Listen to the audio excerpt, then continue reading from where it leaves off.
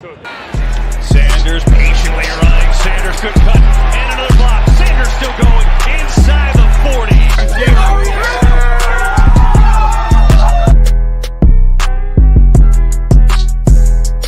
NFC East champs, Divisional champs, NFC champs, and world champs.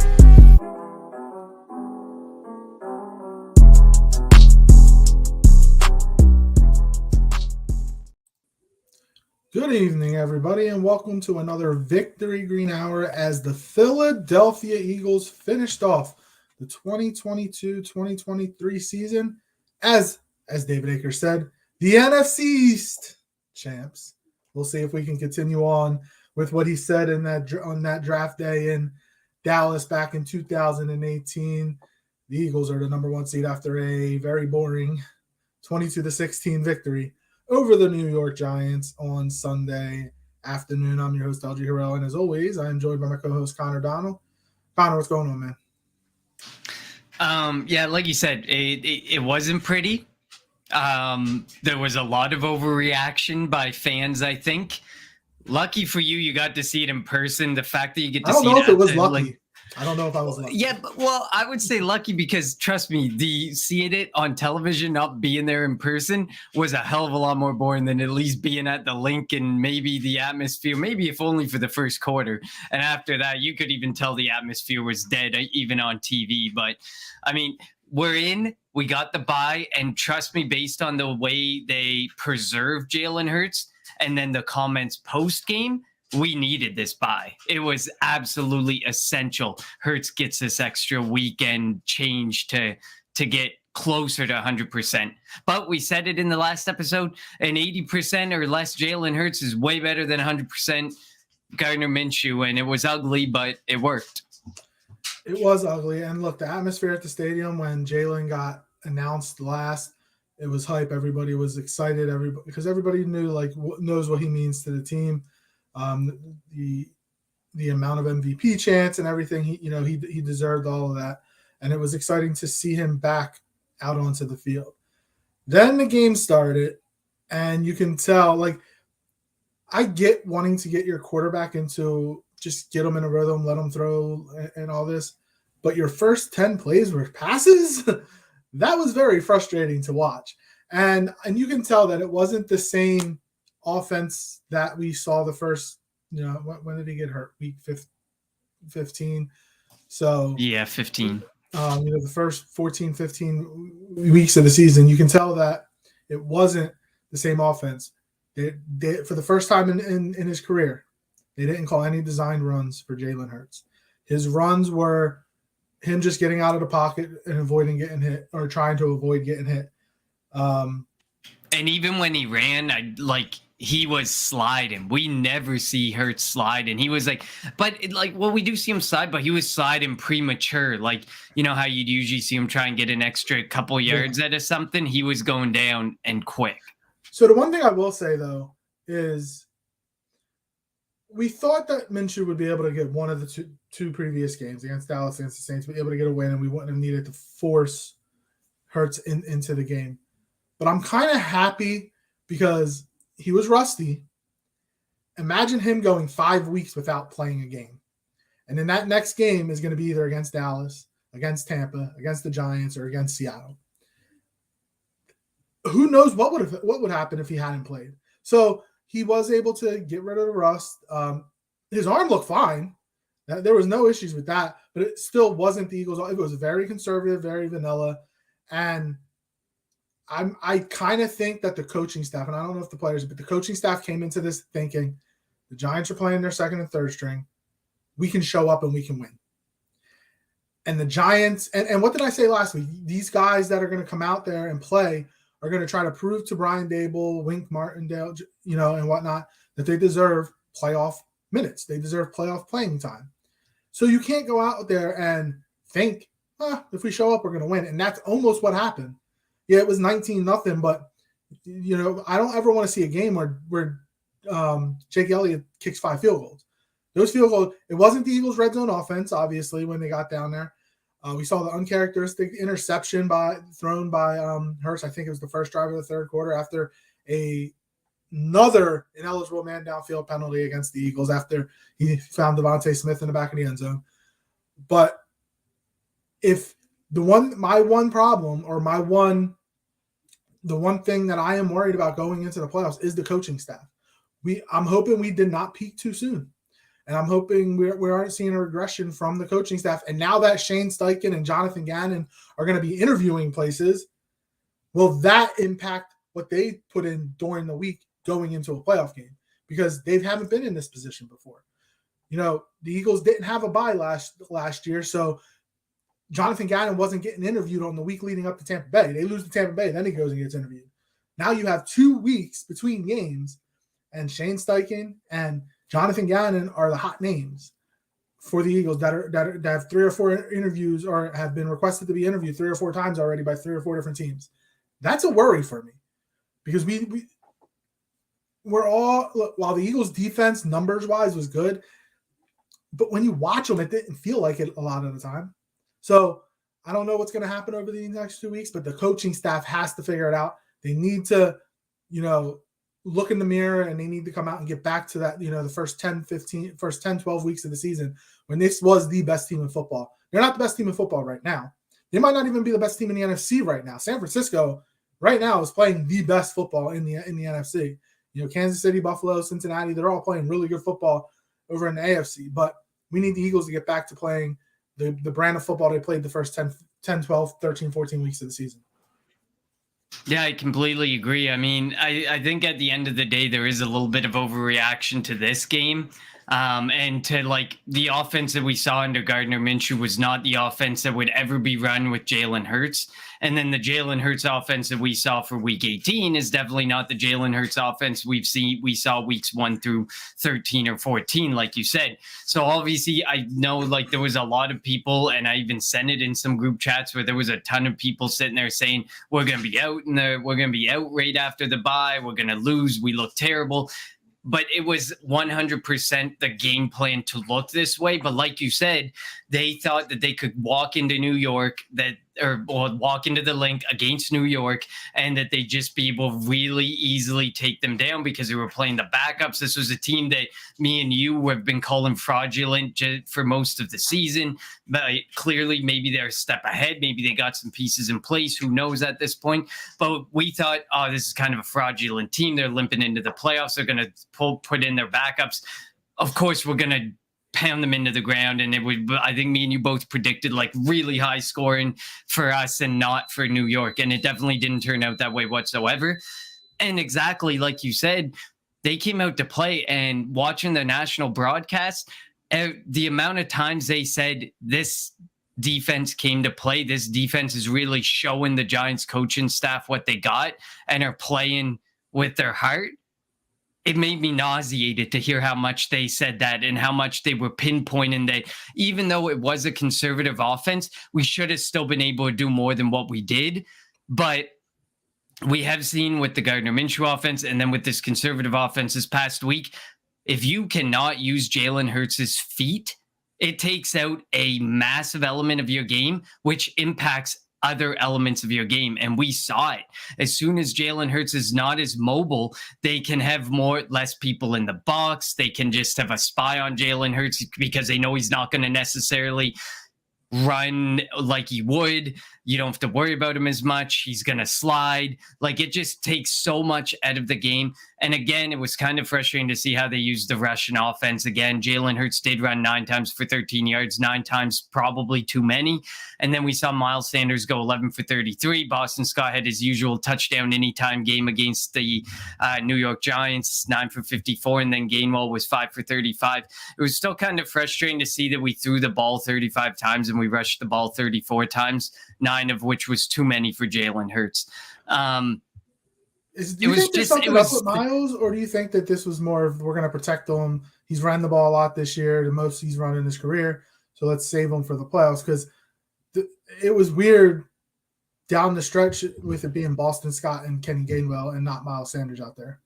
I do think there's a preservation standard there because of what we've seen in the past. Like you said, this is the most he's ever run at the NFL level. And he has a history of injuries. Yes, he's been very healthy this season. He's had almost a clean bill of health. So we shouldn't really have to worry about it, but it's still in the back of our minds that every single season, except for this season, he's missed at least 1 or 2 weeks or has been on injury reports for multiple weeks. Definitely has to be in the back of the mind. I think it was a more of a preservation thing. But if they come out in whoever we play in the divisional round and Miles Sanders rushes 10 or 11 times, I'm going to be really frustrated because at the end of the day, it seems like everything is signaling towards he's going to be gone. He's going to overvalue himself and Philly's going to be happy to let him walk. And it would just make no sense not to run him 15 to 20 times, make him the lead back. You don't really need Boston Scott. You don't really need Kenneth Gainwell. Kenneth Gainwell can be out there periodically, change of pace, pass, catch him back. But really, you should be running Miles Sanders into the ground. He's been one of the most effective. Well, we have a fair amount of effective targets, but he's been a very effective offensive weapon. Him, A.J. Brown, Devonta Smith, Dallas Goedert, and of course, Jalen Hurts. Those 5 have been extremely effective, and you should use all of them to their maximum ability, not 10 to 12 carries. His maximum output has always come when you gave him like close to 20 carries.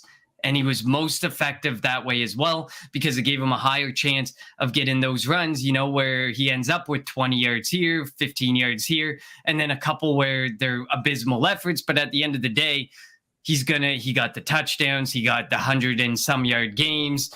And that's what we want to see from Miles Sanders, especially in the playoffs. We need that running game going again. Both Sanders and Jalen Hurts. This past week, and then the 3 weeks prior to that were really frustrating to watch from an offensive standpoint, play calling wise. Most importantly, play calling wise from a Russian perspective. Oh, it definitely has been. And again, that's where my issue going into the playoffs is with the coaching staff, with the game plans. And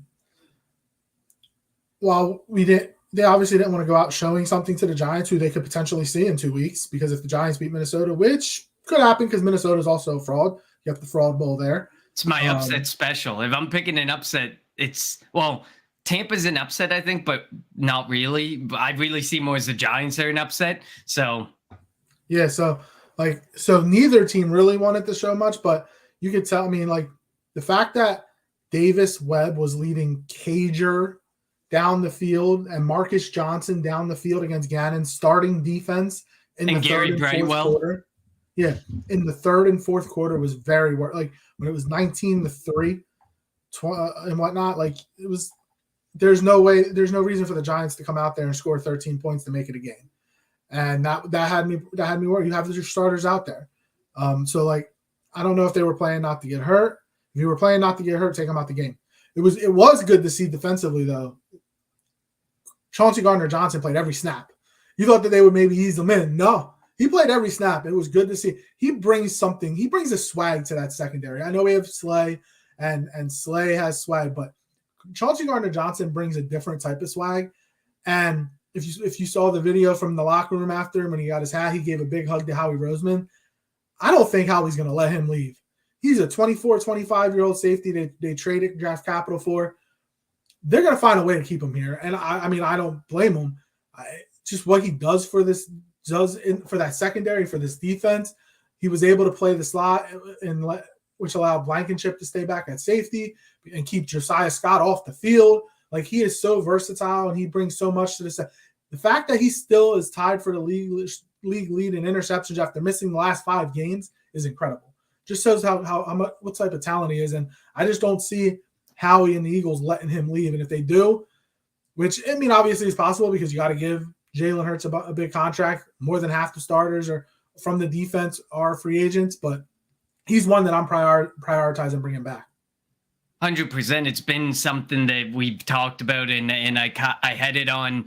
I did, well, it wasn't really a poll. It was, I took the spot track market valuations of all the players who were impending free agents, and I put it up there, and the majority of the responses were bring back Chauncey Gardner-Johnson for sure. It was like priority number 1. And you could tell from weeks past when he was out, this defense looked different. This defense struggled, and especially we cannot be out Avonte Maddox and Chauncey Gardner-Johnson. That is more than proven now that one of them has to be there.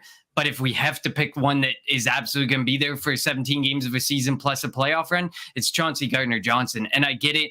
He proved himself very versatile, and he proved himself very worthy of a safety contract, which is going to be a lot more than a nickel cornerback contract, which is the reason why he left New Orleans, because New Orleans wanted to pay him as a nickel corner. So one of the biggest reasons he left was that. So Howie's going to have to pony up and pay a decent amount of money. We know he was in the market for the safeties in the offseason, and those safeties like 14 million, 12 million. You're going to probably be having to put out 14 million this year for Chauncey Gardner-Johnson. And it sucks, but I think he is one of the most important. Like, you look at some of the pieces, if Brandon Graham wants to come back, he has to be willing to come back super team friendly. Fletcher Cox, super team friendly. Jason Kelce, super team friendly. At this point, you don't want to ever see those guys in another jersey, but you have to do what's right for your team. And what has been proven most vital to this team has been guys who we have seen go out injured at points in the season, like Josh Sweat, like Chauncey Gardner-Johnson. And those are the guys who mean the most to us. When you know and you feel their impact when they're gone, we didn't feel the impact with Fletcher Cox. Yes, we did kind of with Brandon Graham, but I think with a healthy rotation, if they draft the right defensive end or get a couple defensive ends in the mold, I think you can kind of get past Brandon Graham. I say that with a very big grain of salt because I love Brandon Graham and I would love him to come back. But I feel like if you get another healthy rotation in, you can live without Brandon Graham, but you can't without Chauncey Gardner-Johnson. Like, he is someone we have felt he's also when he is missing 10 years younger. And he's way younger, like at this point. But this is like, we're at a point now where Howie has to look at the roster, and there's a lot of guys that he has brought back. There's a lot of dead money in Fletcher Cox. There's a lot of dead money in Jason Kelce already. There's a lot of dead money in these guys, whether they retire or whether they re-sign and we kick more money down the road. These guys are still getting paid as Eagles next season, and they're not even going to be on roster. So the issue for me is, at what point do we have to just say, okay, I'm not kicking any more money down the road. You have to take a minimum deal. I'll throw a bunch of incentives in for you, but it's a team-friendly minimum deal, or else, sorry. Because we have done this too often with some of these veteran players, and we saw it in the 2017 team. And then after that, the players got old, even a year older, and we looked so bad in 2018. Like, things just started to go downhill. And we don't want to do that by bringing back a bunch of guys, having no salary cap, and being in a situation where we're looking at an older average age team again. Although we do have a lot of good young pieces in place. You have to think that Howie is going to learn from that mistake back in after the 2017 season when they won the Super Bowl. And it was more of a nostalgic thing. Like, look, we have to bring all these guys back. We just won our first Super Bowl. They need to be here. I think that if the Eagles were to go on to win the Super Bowl, that he's going to look, Kelce, we love you. Maybe Kelce will retire too. You retire as a two-time champ, you're going to the Hall of Fame. Like, he's the best center in football easily right now, and he's been the best center in football for a long time. He has a chance to go to the Hall of Fame. Brandon Graham could, even though it started out rocky for him, and out of playing out of position as a line out, in the 3-4 and getting booed because a lot of people, including myself included, wanted Earl Thomas. So maybe if the Eagles win the championship, you have these three guys that can just go out on top as three-time champs. And I get it. Like, Brandon Graham career high, but then at the same time, like, career high sack count, like pretty much essentially a career season based on the amount of time he played.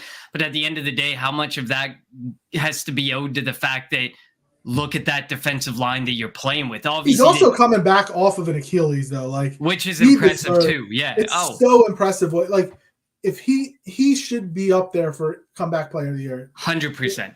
Will he win it? Probably not. Maybe Geno. I don't know. Somebody will win it. But he's 34, 35, tore his Achilles late last year, worked his ass off this offseason, and has a career high in sacks on a team that finished third in NFL history in sacks with 70. And don't get me wrong, like, I'm impressed by it, but like, you cannot, like, if you're Brandon Graham, you have to come back saying, all right, I want to offer something to this team, but I know I got to take a lot less money. Like, you have to come back with that mindset, some of these guys, because otherwise we already know that Howie has to make a massive decision with Jalen Hurts. And at the end of the day, if he wins one playoff, what he's done has earned him the contract already. If he wins one playoff game, if he wins 2 playoff games, if we end up in the Super Bowl, this goes from a 40 to 45 million discussion to a 50 million discussion to even maybe 55 to 60 million dollar discussion. Like that.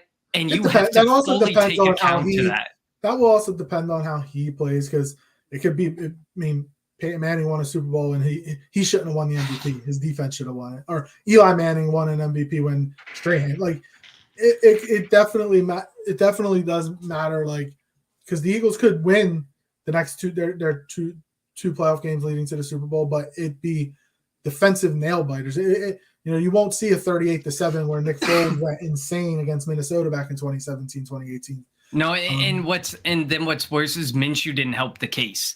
If Minshew comes in and he does what Chris Sims said anybody could have done, then you kind of have some leverage over Jalen Hurts. Look, we can probably roll somebody else into this if you want $55 million. How about we be realistic here? But Gardner Minshew kind of hurt that.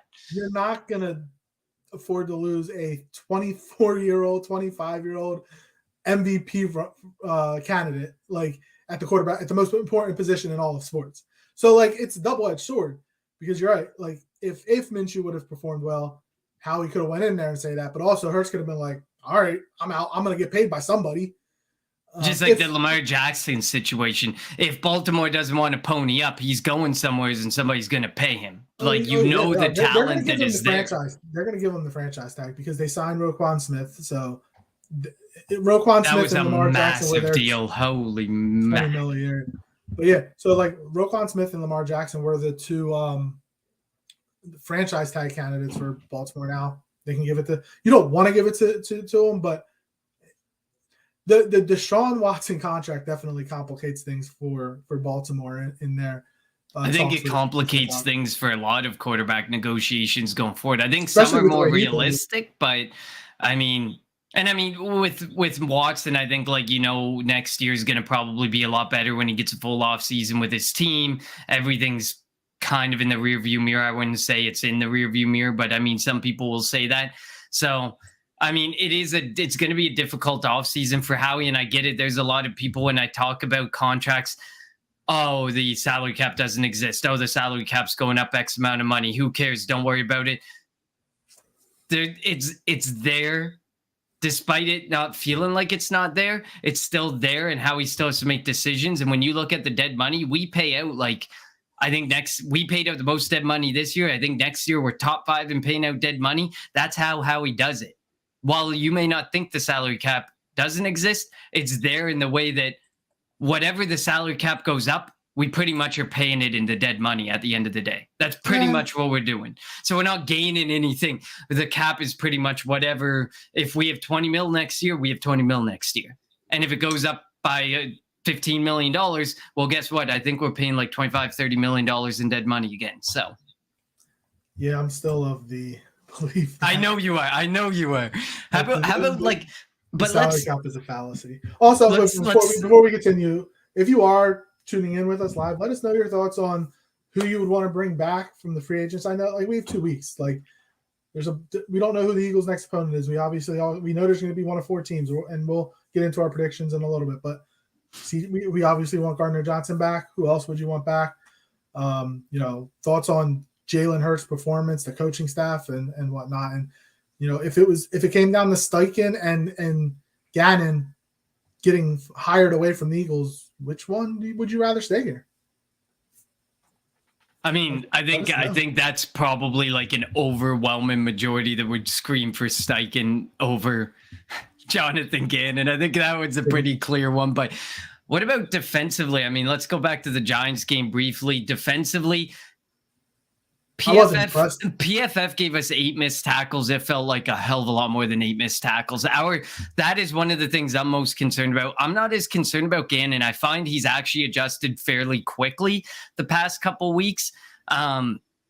It's usually like that first drive or two, that first quarter that we're sitting there and we're like, oh my God. And then things kind of fall into place a little bit better. But we missed a lot of our tackling was abysmal against the New York Giants. And that's something I'm super concerned about because it was something that reared its ugly head earlier in the season. We got a little bit better at it. And now it's kind of rearing its ugly head again in the later part of the season. But I mean, besides Chauncey Gardner-Johnson being back and being a massive gain for us, to get back before the playoffs. What else did you think defensively? I wasn't impressed. Again, like Slay has really not played well he's regressed like the last 4 or 5 weeks. He's regressed a lot. Well, and maybe that coincides into Gardner-Johnson being out. So we'll see. Like he let Kenny Golladay beat him for a touchdown. Kenny Golladay. It was an amazing catch. Like, I'm not going to discount. That was insane. And there could have probably been pass interference called too, but I mean, that was going away from me. So from where I was sitting, so I didn't get a great view at it. But they also like apparently got a couple of sacks. It felt like they got no pressure on Davis Webb against the backup offensive line. Again, that was worrisome. Backup receivers, backup running back, and especially in this third and fourth quarter, they were able to move the ball up and down the field on the Eagles. Like that was very worrisome.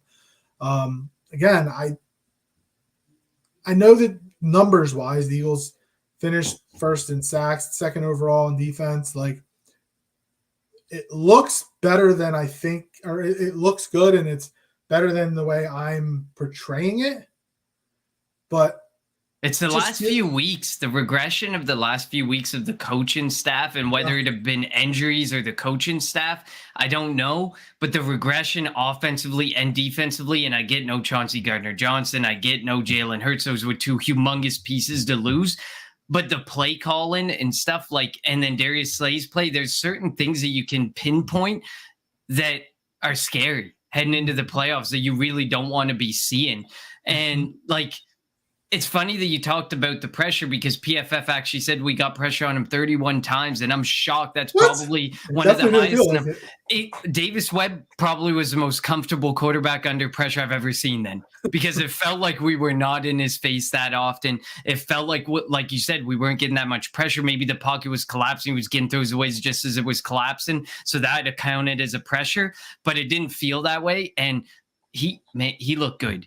When he ran over Reed Blankenship, that was embarrassing. And I mean, I pointed it out.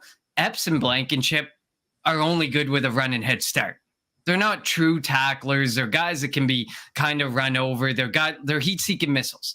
You have to get a running head start, and the angle has to be just right, and they'll give a highlight reel hit.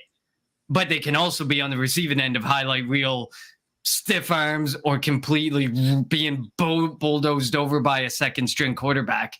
Yeah. It was worrisome. Like, and you think about, and we've talked about it time and time again, how Gannon gets, I don't want to say scared, but it feels like he coaches scared against good quarterbacks. Well, you could be potentially going up against Tom Brady in the first round. It's potentially going up against Dak Prescott, who I still don't think he's any good, but he's better than Davis Webb. So like you could go up against Daniel Jones. Like at the end of the day, I don't care if Dak had his worst season or if Daniel Jones isn't who we all think he is and he shouldn't earn a contract or be a starting quarterback. I hate divisional games in the playoffs. I don't want either of those matchups in the playoffs. Well, Dallas is losing to Tampa just because they're Dallas and they've never beaten Tom Brady. You sit there and you sit there and this is a team that struggles in the playoffs and you're going up against Tom Brady and you're going to sit there and say, this is our year. Color me like more skeptical than I usually am on the Cowboys, but yeah, we'll see what happens. But man, like I don't, and I had mentioned it on like Facebook. I think I did on Twitter. Like I don't feel good about the team going into the playoffs now. Maybe after this week, after the wild card, round, maybe I'll start to feel better. By the time we're back on here next Friday, maybe I'll feel better. But going after the game on Sunday and the way we played the last month, I don't feel good. But then I think back to 2017, I didn't feel good going into those playoffs with Nick Foles. So, and this team is probably better than that team. Especially, I mean, like if you look at the offense, Hurts is better than Foles. Sanders, I guess, is better than Ajayi and Blount. Sanders can pretty much do what both of them could do by himself. The receivers are by far better than that receiver. Leaps and bounds. I would say the O-line's equal because most of it's the same. Some of it's the same. So Goddard and Ertz probably on par, but like this offense is better than that offense. Defensively, like we had Darby and Mills as the corner, and obviously in the Super Bowl they gave up a record in yards to Tom Brady, but I mean, I would take Jenkins and McLeod probably over the Epps and Blankenship. I guess we have to call it Epps and Blankenship right now until Maddox is this back. This linebacker core is better than that linebacker core. I mean, Nigel Bradham was having some of his best years with us, but and Kaiser White showed up this past week, but like he's been kind of hit and miss. And TJ Edwards has a lot of tackles, and he's had a really good season, but he's hit or miss. So, and then if you think about the defensive line, I mean, they had a lot of depth on that, but there's also a lot of depth on this one too. Like, and a lot of the same players again. Yeah. Like, so I do think this team is better than that team, but obviously that doesn't mean that they're going to just go through the playoffs and make it to the Super Bowl. But no, we'll see. We'll see how I feel when we're back here. You know, in a week and a half, talking about previewing the divisional matchup against whoever we're going to play. But let's get into our predictions. Now we both predicted Green Bay to make the Super Bowl at the beginning of the year. That's not happening, obviously, because they lost to the Detroit Lions. And in the AFC, I don't remember. Did I have Kansas City? I think I had Kansas City. I think I had Kansas City too. I want to say Buffalo. We both. I think you had Buffalo, or I had Buffalo, and you had Kansas City. One or the vice versa. We we were almost the same. We were Green Bay, both had and Green we Bay. had different on the. Yeah. But yeah, That's going to be interesting. What the NFL decided to do in the AFC. That if it's going to be Kansas City versus Buffalo in the AFC Championship game, it's a neutral stadium. Of course, the dumbest beat reporter that covers the Eagles, Elliot Short Park, says that the AFC Championship game should be played in a dome, even though both teams are outdoor stadium teams, because he's a moron. And weather doesn't matter to them. They've played in some notorious weather and played really good games. I mean, I guess we only have to worry about that if the time comes, but it is a very realistic expectation that those two could be meeting. So yeah. Yep. And if you think the Eagles have to face both of them next year, if the opponents are out, they get the Chiefs, because that's the ninth game is going to be against the team. It's much harder than boy, this season. Like, I already saw people like predicting like 12 wins. I'm like, hold the phone. This is like, we don't even know. Look at the strength of schedule we had at the start of this past season versus next season. It is night and day. I'm prepared to go back to my 10-win prediction of this past season and hold true to that next season, because you got a lot of teams that are in the playoffs this year. This past season, like, we played like 2 teams that were above 500 last year, like 3 teams that were above 500 last year. Like, it's a joke. The Chiefs are first in the AFC. The Bills are second in the AFC. They have the Dolphins, who are a playoff team. Jets, who were close. The Jets stink, but if they get a quarterback, they should be better. Their defense is good. But the Eagles have never lost to the Jets ever. They get the Patriots. We get the Vikings. San Fran, I think. San Francisco. Like, it's going to be a tough schedule next year. And I mean, we don't want to look ahead, but trying to plan out some games next year already. It might potentially go into Eagles Dallas in Dallas next year. We'll see. We'll see when that is. Before we predict, though, I think we should do an unheralded player, should we not, for week 18? I mean, I got one. I'll give you one. I got Elijah Mitchell for the San Francisco 49ers. And I get it. Like, he used to be a guy that, he was a starter last year, and he's a guy that maybe shouldn't be on this list, but this 49ers team, like you said, this 49ers team kind of scares me, because they have that really good defense, but they have the next man up mentality that the Philadelphia Eagles of 2017 had. Like, no matter what seems to step in their way, the next man up steps in, and they have so many offensive weapons, and their defense is elite. This defense is probably one of the best, I think, in NFL history. So that's why I picked Elijah Mitchell. I just had to get an unheralded player. I was ready for one. I'm going Nyheim Hines. 2 kickoff returns for touchdowns, and he started the game in that emotional game in Buffalo with a kickoff return for a touchdown after all the stuff that happened with Damar Hamlin. And it's good. He's back in Buffalo. He's in stable condition at a hospital. Could be released from the hospital in the next 2 days. Yeah, so I'm gonna go Nyheim Hines because I didn't, obviously being at the Eagles game, I didn't get a chance to watch Red Zone and see all that. But just imagine like taking the opening kickoff, taking it to the house, how like that stadium had to have been insane. And especially considering like they traded for Nyheim Hines and he had done nothing. Yeah, up until literally that point, and he still did nothing except for the kickoff returns. But I mean, that's what you get in a really high-powered offense. You just wanted to shore up the running back position, and instead they actually shored up the kick return position because he's been a really good kick returner. In hindsight, maybe Philadelphia should have looked at that. You would have thought too, with them having the connections with Indianapolis, with Sirianni and all that they would have tried to do that. But oh well. All right. Time to go to wild card predictions. We're going to start with the first game on Saturday afternoon and take it to the Monday nighter, which, of course, they got to shove the Dallas Cowturds down our throat. But first, let's start with, and I think this is an easy one, the Seattle Seahawks at the San Francisco 49ers. San Fran's a 9.5-point favorite in that game. I'm going to go San Francisco. I don't think I really need to explain that. Who you got? No, you don't have to explain. The only thing I need explained is that 9.5 seems light, but I guess it's a divisional game, so give them a little bit of love.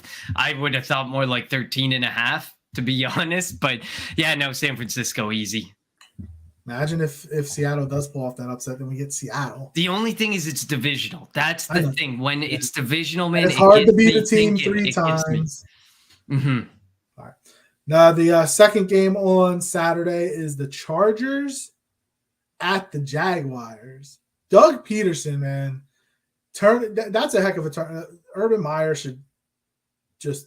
And all the post-game conversation is like, well, what was different? It's coaching, man. This guy's smart. This guy's got a great culture. This guy's incredible. We knew this guy was incredible, and shit just hit the fan at the wrong time. It sucks because I would have loved to have kept Doug EP around a little bit longer. But and think about it, like the hire of Doug Peterson was exactly what Trevor Lawrence needed. He got 100%. He got the QB whisper. So who you taking, Chargers or Jaguars? I'm going with the Chargers. I think the Chargers are the better team. This is no disrespect to the Jaguars. I think they're a good team. I just don't think they're fully there yet. Like, I just don't know if you're being the Chargers. But the Chargers are a team that had notoriously bad luck with injuries and close games over the last 3 to 5 years. It's been insane, the luck that they've had in both departments, bad luck that they've had in both departments. So it could easily go the Jags' way, but I think I'm going Chargers. Jaguars beat the Chargers 38-10 earlier this year, something like that, crazy. I trust Doug Peterson over Brandon Staley, so I'm taking the Jaguars. I'm going to strictly on coaching. I'd rather Doug Peterson over Staley. Let's go to the Sunday matchups. There's 3 games. Another divisional matchup. The Miami Dolphins at the Buffalo Bills. Buffalo's a 9-point favorite. I'm taking the Bills. I just think they're the better team. I don't even know if Tua is going to be playing. If Tua was playing, I think it would be a lot closer. But Buffalo is on a mission, I think, to get back to facing, to facing the Chiefs if they can in the AFC Championship game. So I'm going to go Bills. Yeah, I'd be the way the Dolphins have played the last 5 or 6 games has been horrible, and I get it. First of all, the first ever player to have 3 recorded because I know there's guys who've had more. 3 recorded concussions in a season. There's no chance I would ever let that man touch a field again this season. But for the NFL's sake, for the business sake, for the betterment of having a better game on the field, Tua's going to be out there and Tua's going to be playing, but I'm still giving it to the Buffalo Bills. I feel like he's going to. I feel like it's going to be Teddy Bridgewater. It's not going to be Tua. He shouldn't. The guy admitted in post game, like in film recaps with his coach, he didn't remember making some of the decisions. That dude should not be on a football field for a very, very long time. Yeah. All right. The middle game on Sunday, the New York Giants and the Minnesota Vikings. They played, I think, 3 or 4 weeks ago, and the Vikings won on a 61-yard field goal as time expired. So a rematch back in Minnesota. Who you got? This was my game that I'm picking, like, the upset. This is my upset special. I'm going with the Giants. I think the Giants can do it. Like, the Minnesota Vikings defense is terrible. And, like, they asked a question to their linebacker there, what was it, Kendricks or something, and he literally commented, with no accountability whatsoever, he commented saying, well, the offense is scoring more points than the other defense, so why does it matter what we need to improve on and stuff? Zero accountability. The Vikings defense is just bad. And if pound for pound, I'm thinking, do I trust Kirk Cousins in this position, or do I trust literally almost any other quarterback? 9 times out of 10, I'm going to pick against Kirk Cousins. I just don't like, especially after that game earlier in the season. And I think the Giants are better. Like, I don't trust Daniel Jones. It's close. It's tough. I don't trust Daniel Jones, so I'm going Minnesota, even though I don't trust Kirk Cousins either.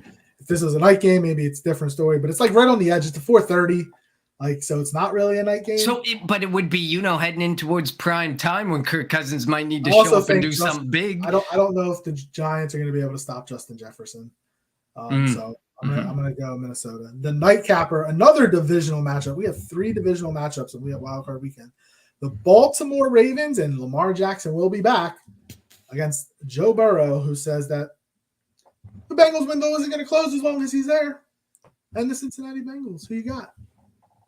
I got the Bengals, man. Like, Lamar Jackson's going to be back, but he hasn't played in, what are we talking, like 6 weeks now? It's been quite a while that he's been out. The team as a whole has looked awful. Their games are so boring to watch. The games are awful with the Ravens without Lamar Jackson. But now you need Lamar Jackson to pick it up and do almost everything against this Cincinnati Bengals team. This Bengals offense is just too good. The Ravens defense and inconsistent play is just too much to worry about. I'm giving it to the Bengals.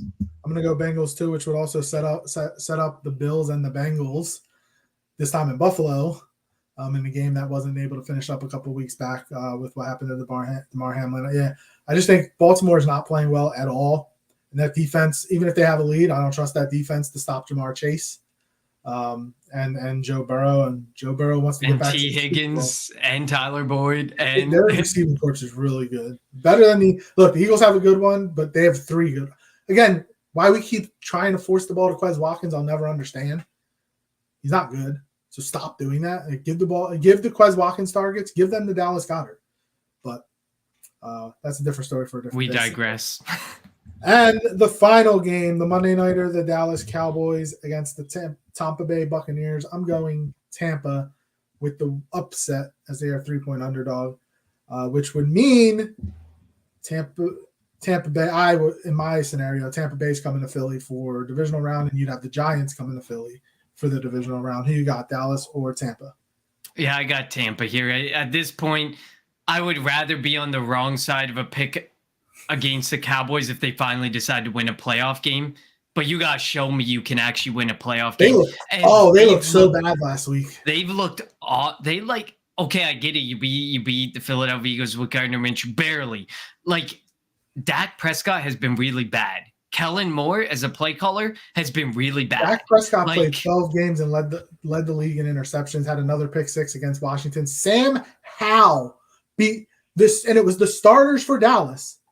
Sam Howell, Jarrett Pedersen, Terry McLaurin wasn't even out there the whole game. I don't think there's issues there. I just can't I said, I would rather be on the wrong side of this pick. If they get it, good for them. Congrats, you finally got a playoff win. But for me, until you prove you can actually win in the playoffs, and how long has it been since they won a playoff game? Like 20 years or something. I'm going to be on the wrong side. I'm going to be on the other side of it for a while. They won a playoff game in 2018, I think. 2018. Okay, they haven't gotten to the They haven't gotten conference to the grounds. NFC. They haven't gotten to the NFC Championship game since '95. Okay, the champion. Okay, well, you gotta show that you can win consistently in the playoffs for me. And Dak like you is said, not a good quarterback. McCarthy's a Dak is not bad good. coach. Prescott is proven potentially not that They good, forced and the Kellen ball Moore to is Zeke. proven really not good either. They forced the ball to Zeke. Trayvon Diggs, you can beat on double moves all day. So yeah, they're definitely Dan Quinn is going to be a head coach somewhere else. He'll be probably in Denver or something like that. So Crazy to think, but oh my goodness, don't make that mistake, Denver. But we'll see. it is Denver. It is Denver. All right. So our plan is we're going to take the next about week and a half off. We'll be back Friday the 20th. The 20th, maybe another early show. I like doing those early shows. I won't lie. If our schedules allow for it. And we'll get you ready for a divisional weekend between the Philadelphia Eagles and whoever they face. But the Eagles, the NFC runs through Philly as long as the Eagles are in the playoffs. And I do apologize. I forgot to mention this at the beginning of the show. As always, follow us on Twitter at Kelly Green Hour. Follow Connor on Twitter at Connor10. Follow me on Twitter at LJHarrell54. Follow the Painted Lines on Twitter and YouTube at the Painted Lines. And follow Edge of Philly Sports on Twitter, Facebook, and YouTube at Edge of Philly Sports or EOP Sports. And wherever you're listening to us, if you're not listening, if you didn't tune into the live version, please rate and review the show. Give us 5 stars if you think we're doing a good job. And, while we are looking forward to off-season talk, mock draft, and all that, we are more looking forward to a possible Super Bowl run over the next couple of weeks as the Eagles are set to do battle with whoever at Lincoln Financial Field next weekend in the divisional round of the playoffs. Thank you all for tuning into the Kelly Green Hour. The Eagles are the number 1 seed. We'll be back next week to get you set for the Philadelphia Eagles in the divisional round of the NFL playoffs. Have a good night. Thank you for listening to the Kelly Green Hour. You want Philly? Yeah, let's do it. Sanders patiently running. Sanders, good cut. And another block. Sanders still going inside the 40.